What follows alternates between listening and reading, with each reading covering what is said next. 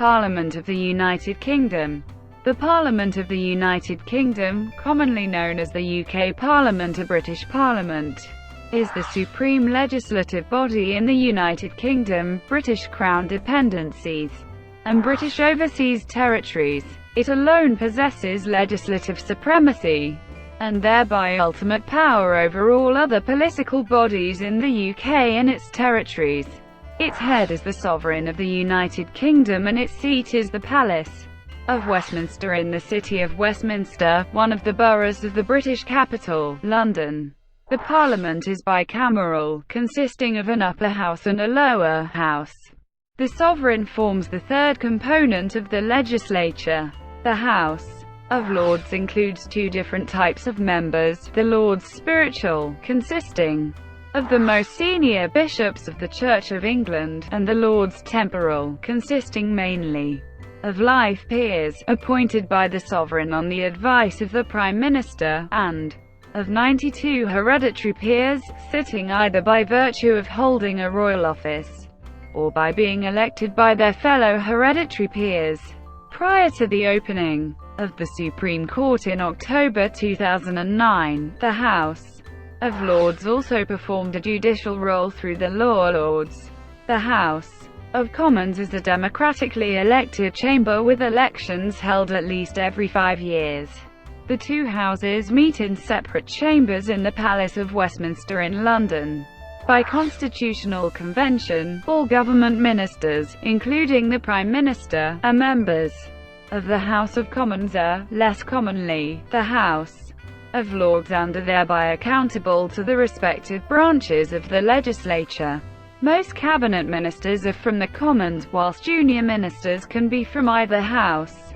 However, it should be noted the leader of the House of Lords must be a peer, and is a cabinet position, usually combined with a paid position. The Parliament of Great Britain was formed in 1707 following the ratification of the Treaty of Union by Acts of Union passed by the Parliament of England and the Parliament of Scotland. At the start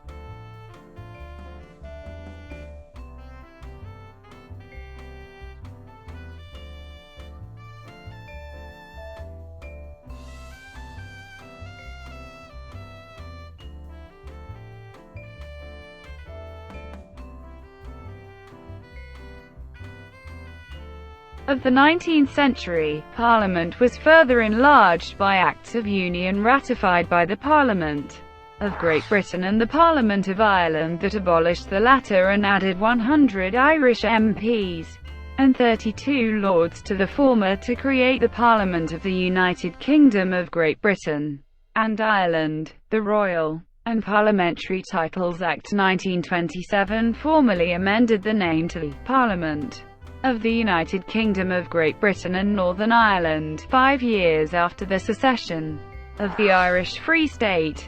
The UK Parliament and its institutions have set the pattern for many democracies throughout the world, and it has been called the Mother of Parliaments. However, John Brightwell coined the epithet with reference to a country rather than a parliament. In theory, the UK's supreme legislative power is vested in the Crown in Parliament.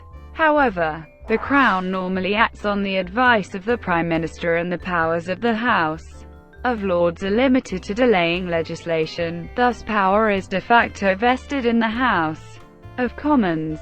The general election 2017 occurred on June 8 and resulted in a hung Parliament.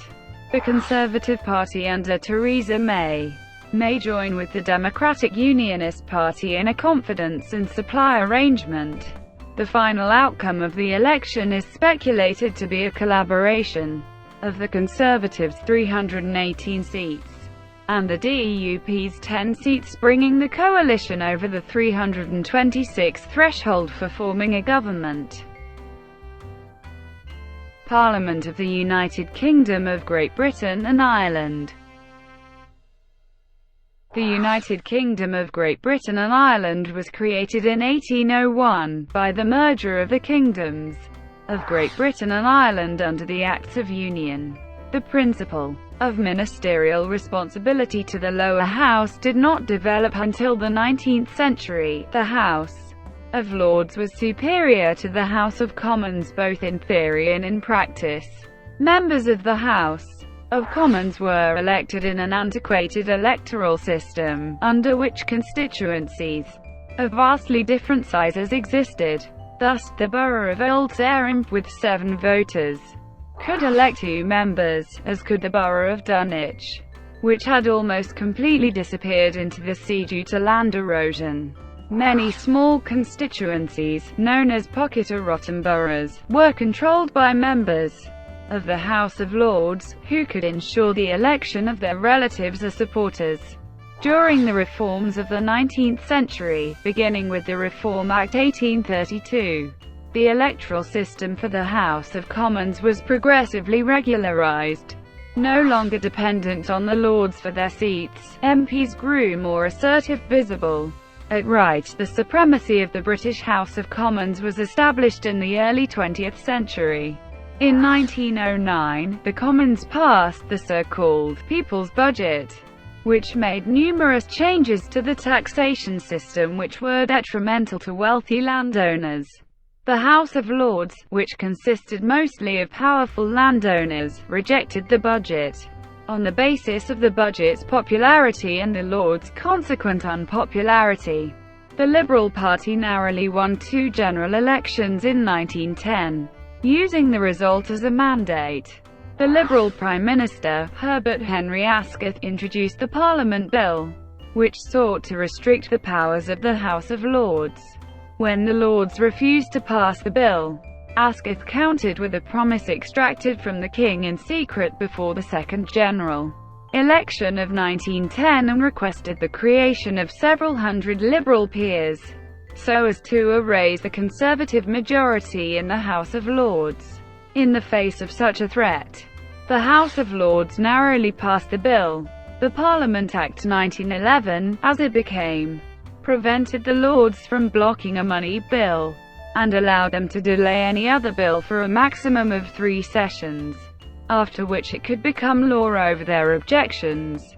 However, regardless of the Parliament Acts of 1911 and 1949, the House of Lords has always retained the unrestricted power to veto any bill outright which attempts to extend the life of a parliament.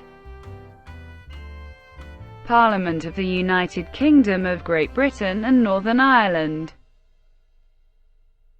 The Government of Ireland Act 1920 created the Parliaments of Northern Ireland and Southern Ireland and reduced the representation of both parts at Westminster. The number of Northern Ireland seats was increased again after the introduction of direct rule in 1973. The Irish Free State became independent in 1922, and in 1927 Parliament was renamed the Parliament of the United Kingdom of Great Britain and Northern Ireland. Further reforms to the House of Lords were made in the 20th century. The Life Peerages Act 1958 authorized the regular creation of life peerage dignities. By the 1960s, the regular creation of hereditary peerage dignities had ceased thereafter. Almost all new peers were life peers only. The House of Lords Act 1999 removed the automatic right of hereditary peers to sit in the upper house, although it made an exception for 92 of them to be elected to life terms by the other hereditary peers, with by-elections upon their death. The House of Lords is now a chamber that is subordinate to the House of Commons. Additionally, The Constitutional Reform Act 2005 led to abolition of the judicial functions of the House of Lords with the creation of the new Supreme Court of the United Kingdom in October 2009. Composition and powers. The legislative authority, the Crown in Parliament, has three separate elements: the monarch, the House of Lords, and the House of Commons. No individual may be a member of both houses, and members of the House of Lords are legally barred from voting in elections for members of the House of Commons. Royal assent of the monarch is required for all bills to become law, and certain delegated legislation must be made by the monarch by order in council.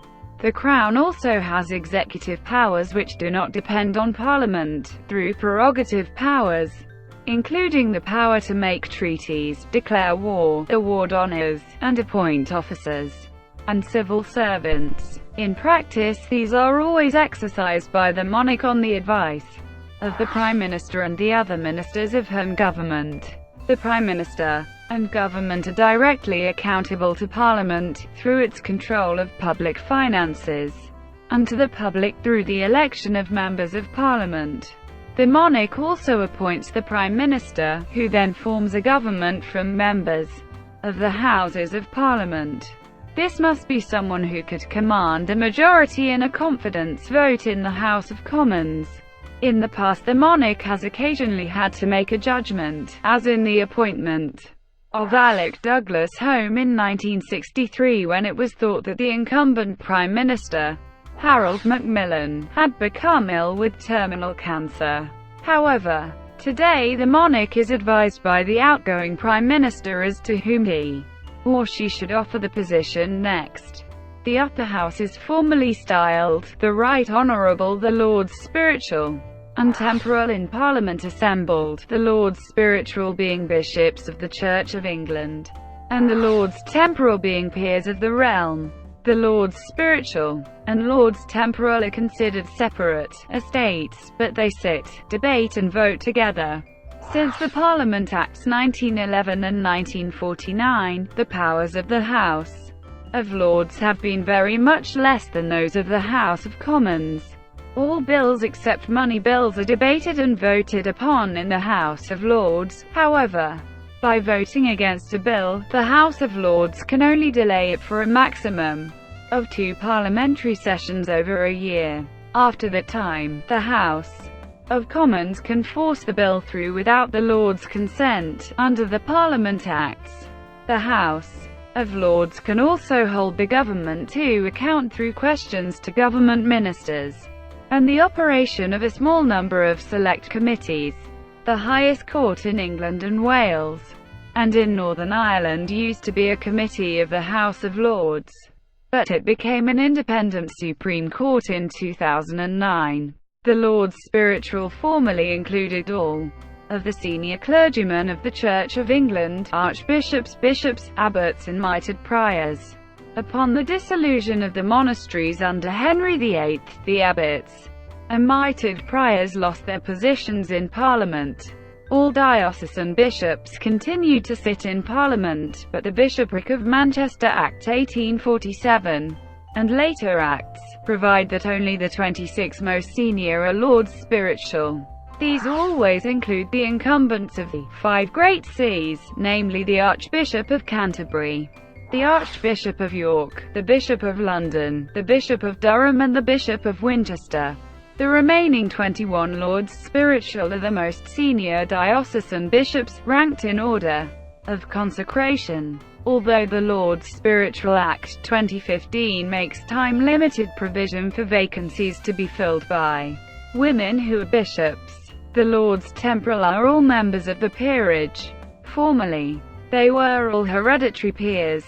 The right of some hereditary peers to sit in Parliament was not automatic. After Scotland and England united into Great Britain in 1707, it was provided that all peers whose dignities had been created by English kings could sit in Parliament, but those whose dignities had been created by Scottish kings were to elect a limited number. of representative peers. A similar arrangement was made in respect of Ireland, when it was united with Great Britain in 1801, but when Southern Ireland left the United Kingdom in 1922, the election of Irish representative peers ceased. By the Peerage Act 1963, the election of Scottish representative peers also ended, and all Scottish peers were granted the right to sit in Parliament. Under the House of Lords Act 1999, only life peerages automatically entitle their holders to seats in the House of Lords. Of the hereditary peers, only 92, the Earl Marshal, the Lord Great Chamberlain, and the 90 elected by other peers, retain their seats in the House. The Commons, the last of the estates of the kingdom, are represented in the House of Commons, which is formally styled the Honourable the Commons in Parliament assembled in 2016. The House consists of 650 members. Each Member of Parliament, or MP, is chosen by a single constituency by the first-past-the-post electoral system. Universal adult suffrage exists for those 18 and over, citizens of the United Kingdom, and those of the Republic of Ireland and Commonwealth nations resident in the United Kingdom are qualified to vote, unless they are in prison at the time of the elections. The term of members of the House of Commons depends on the term of Parliament, a maximum of 5 years.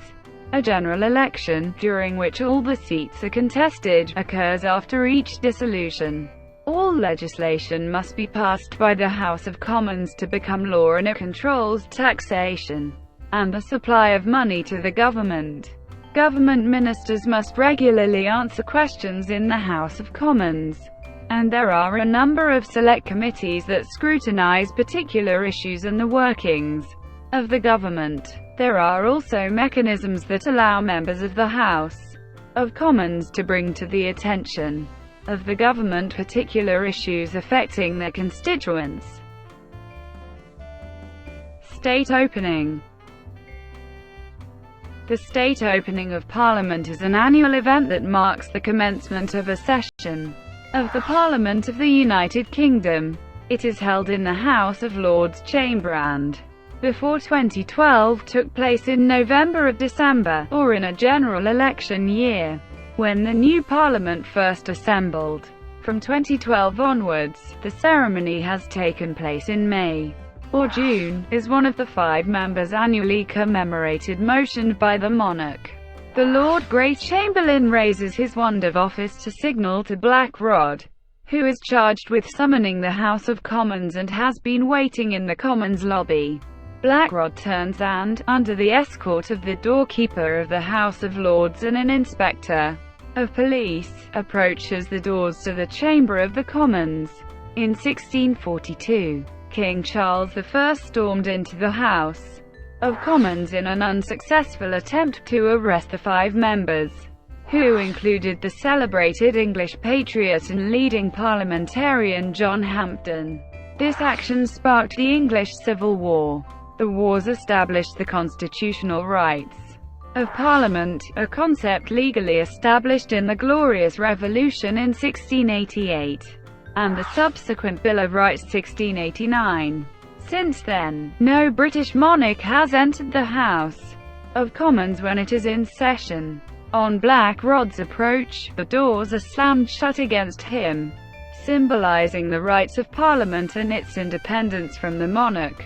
He then strikes with the end of his ceremonial staff 3 times on the closed doors of the Commons chamber. He is then admitted, and announces the command of the monarch for the attendance of the Commons. The monarch reads a speech, known as the Speech from the Throne, which is prepared by the Prime Minister and his or her cabinet members, outlining the government's agenda for the coming year. The speech reflects the legislative agenda for which the cabinet seeks the agreement of both houses of Parliament. After the monarch leaves, each chamber proceeds to the consideration of an address in reply to Her Majesty's gracious speech. But first, Each house considers a bill pro forma to symbolize their right to deliberate independently of the monarch. In the House of Lords, the bill is called the Select Vestries Bill, while the Commons equivalent is the Outlawries Bill. The bills are considered for the sake of form only, and do not make any actual progress. Procedure. See also the stages of a bill section in Acts of Parliament in the United Kingdom. Both houses of the British Parliament are presided over by a Speaker, the Speaker of the House for the Commons, and the Lord Speaker in the House of Lords. For the Commons, the approval of the sovereign is theoretically required before the election of the Speaker becomes valid, but it is, by modern convention, always granted. The Speaker's place may be taken by 3 deputies, known as the Chairman, First Deputy Chairman, and Second Deputy Chairman of Ways and Means. Prior to July 2006, the House of Lords was presided over by a Lord Chancellor, whose influence as Speaker was very limited. However, as part of the Constitutional Reform Act 2005, the position of Speaker of the House of Lords was separated from the office of Lord Chancellor. Though the Lords remain largely self-governing, decisions on points of order and on the disciplining of unruly members are made by the whole body in the upper house, but by the Speaker alone in the lower house. Speeches in the House of Lords are addressed to the House as a whole, but those in the House of Commons are addressed to the Speaker alone. Speeches may be made to both houses simultaneously. Both houses may decide questions by division demanded. In each house, a division requires members to file into one of the 2 lobbies alongside the chamber. Their names are recorded by clerks, and the votes are counted as they exit the lobbies to re-enter the chamber. The Speaker of the House of Commons is expected to be non-partisan, and does not cast a vote except in the case of a tie. The Lord Speaker, however, votes along with the other Lords. Both houses normally conduct their business in public, and there are galleries where visitors may sit. Term. As at 2016, Parliament has a fixed term of 5 years. Originally there was no fixed limit on the length of a parliament, but the Triennial Act 1694 set the maximum duration at 3 years, as the frequent elections were deemed inconvenient. The Septennial Act 1715 extended the maximum to 7 years, but the Parliament Act 1911 reduced it to 5. During the Second World War, the term was temporarily extended to 10 years by Acts of Parliament. Since the end of the war, the maximum has remained 5 years. Modern parliaments, however, rarely continued for the maximum duration. Normally, they were dissolved earlier. For instance, the 52nd, which assembled in 1997, was dissolved after 4 years. The Septennial Act was repealed by the Fixed Term Parliaments Act 2011. Summary history of terms of the Parliament of the United Kingdom. Following a general election, a new parliamentary session begins.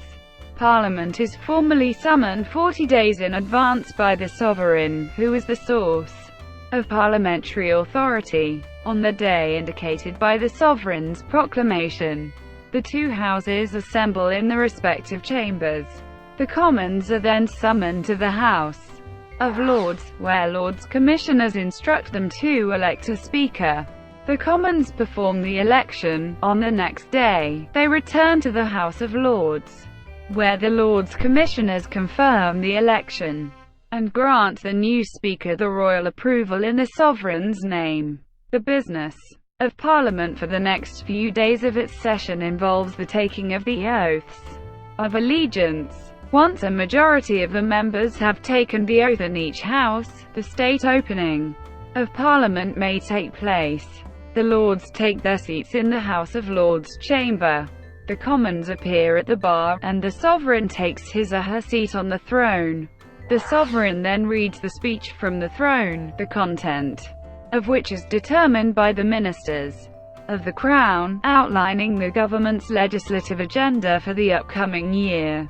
Thereafter, each house proceeds to the transaction of legislative business by custom. Before considering the government's legislative agenda, a bill is introduced pro forma in each house, the Select Vestries Bill in the House of Lords, and the Outlawries Bill in the House of Commons.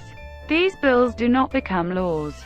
They are ceremonial indications of the power of each house to debate independently of the Crown. After the pro forma bill is introduced, each house debates the content of the speech from the throne for several days. Once each house formally sends its reply to the speech, legislative business may commence. Appointing committees, electing officers, passing resolutions and considering legislation. A session of Parliament is brought to an end by a prorogation. There is a ceremony similar to the state opening, but much less well known. Normally, the sovereign does not personally attend the prorogation ceremony in the House of Lords. He or she is represented by Lords Commissioners. The next session of Parliament begins under the procedures described above, but it is not necessary to conduct another election of a speaker or take the oaths of allegiance afresh at the beginning of such subsequent sessions.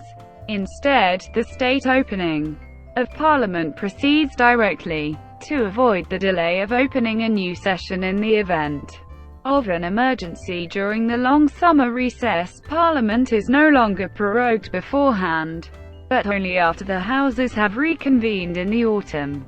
The state opening follows a few days later. Each Parliament comes to an end, after a number of sessions, in anticipation of a general election. Parliament is dissolved by virtue of the Fixed-Term Parliaments Act 2011. Prior to that, dissolution was effected by the sovereign, always on the advice of the Prime Minister. The Prime Minister could seek dissolution at a time politically advantageous to his or her party. If the Prime Minister loses the support of the House of Commons, Parliament will dissolve and a new election will be held. Parliaments can also be dissolved if two-thirds of the House of Commons votes for an early election. Formally, the demise of the sovereign automatically brought a parliament to an end, the crown being seen as the of the body, but this is no longer the case. The first change was during the reign of William and Mary, when it was seen to be inconvenient to have no parliament at a time when succession to the crown could be disputed, and an act was passed that provided that a parliament was to continue for 6 months after the death of a sovereign, unless dissolved earlier. Under the Representation of the People Act 1867, Parliament can now continue for as long as it would otherwise have done in the event of the death of the sovereign. After each Parliament concludes, the Crown issues writs to hold a general election and elect new members of the House of Commons, though membership of the House of Lords does not change. Legislative functions.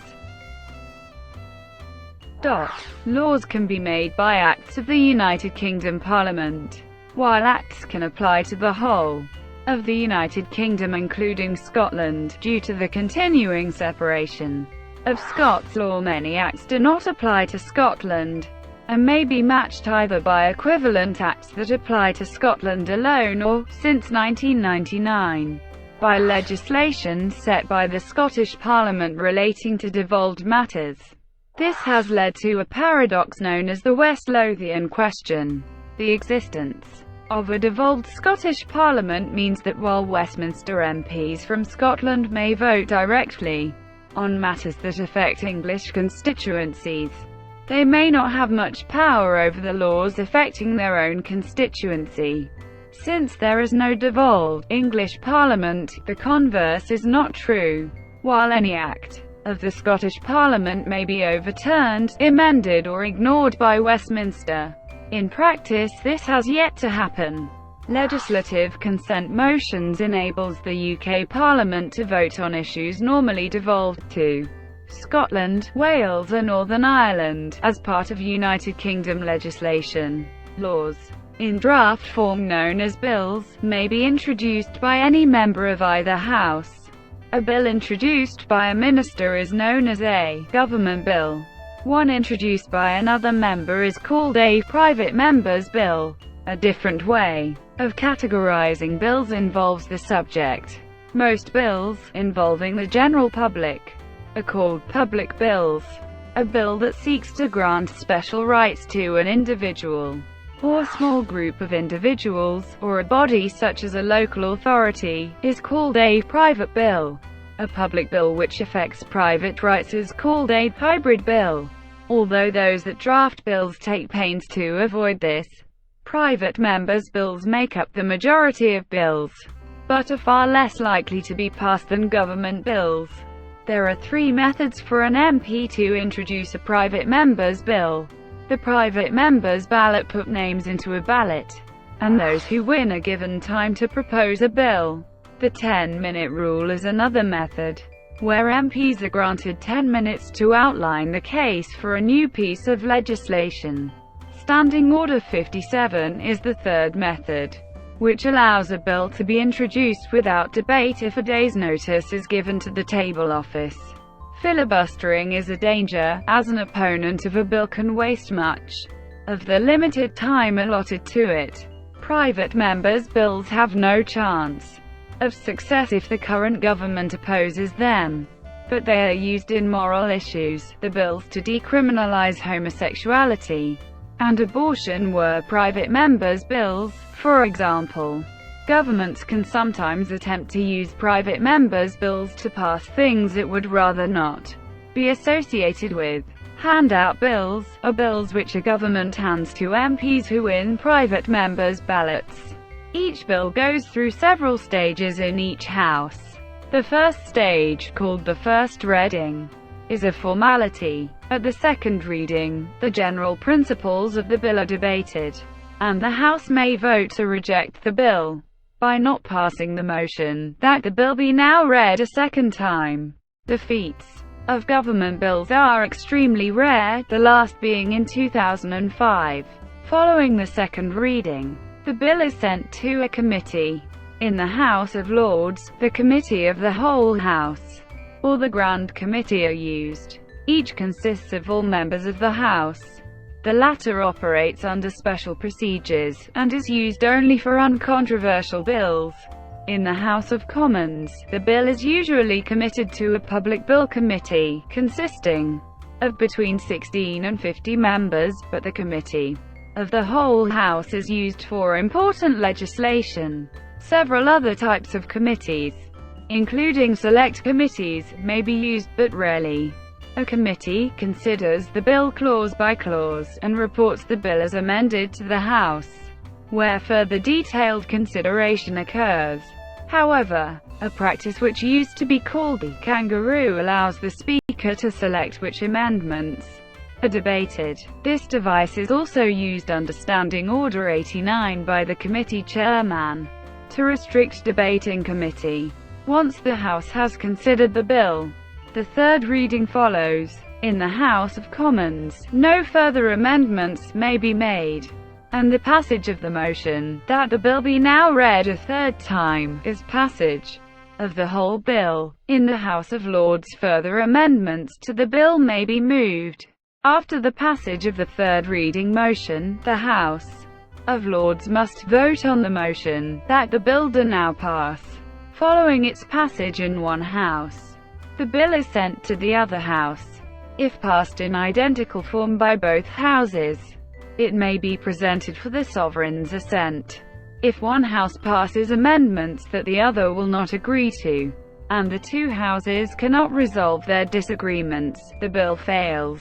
However, since the passage of the Parliament Act 1911, the power of the House of Lords to reject bills passed by the House of Commons has been restricted, and further restrictions were placed by the Parliament Act 1949. If the House of Commons passes a public bill in two successive sessions, and the House of Lords rejects it both times, the Commons may direct that the bill be presented to the sovereign for his or her assent. disregarding the rejection of the bill in the House of Lords. In each case, the bill must be passed by the House of Commons at least one calendar month before the end of the session. The provision does not apply to bills originated in the House of Lords, to bills seeking to extend the duration of a parliament beyond 5 years, or to private bills. A special procedure applies in relation to bills classified by the Speaker of the House of Commons as money bills. A money bill concerns solely national taxation of public funds. The Speaker's certificate is deemed conclusive under all circumstances. If the House of Lords fails to pass a money bill within 1 month of its passage in the House of Commons, the lower house may direct that the bill be submitted for the sovereign's assent immediately. Even before the passage of the Parliament Act, the Commons possessed preeminence in cases of financial matters. By ancient custom, the House of Lords may not introduce a bill relating to taxation or supply, nor amend a bill so as to insert a provision relating to taxation or supply, nor amend a supply bill in any way. The House of Commons is free to waive this privilege, and sometimes does so to allow the House of Lords to pass amendments with financial implications. The House of Lords remains free to reject bills relating to supply and taxation, but may be overruled easily if the bills are money bills. The last stage of a bill involves the granting of the royal assent. Theoretically, the sovereign may either grant the royal assent or withhold it. In modern times, the sovereign always grants the royal assent, using the Norman French words, la reine le veut. The last refusal to grant the assent was in 1708, when Queen Anne withheld her assent from a bill for the settling of militia in Scotland.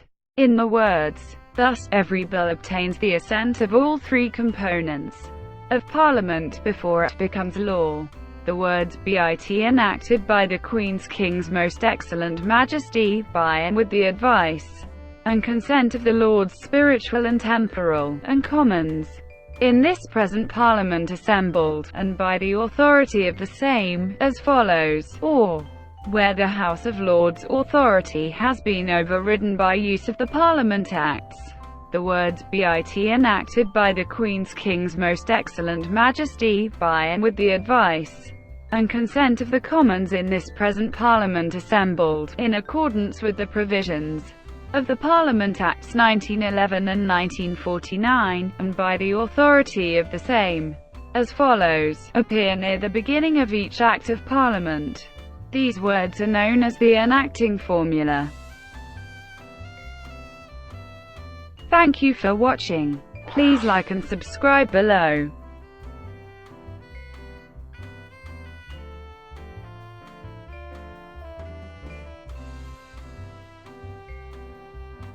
Please like and subscribe below.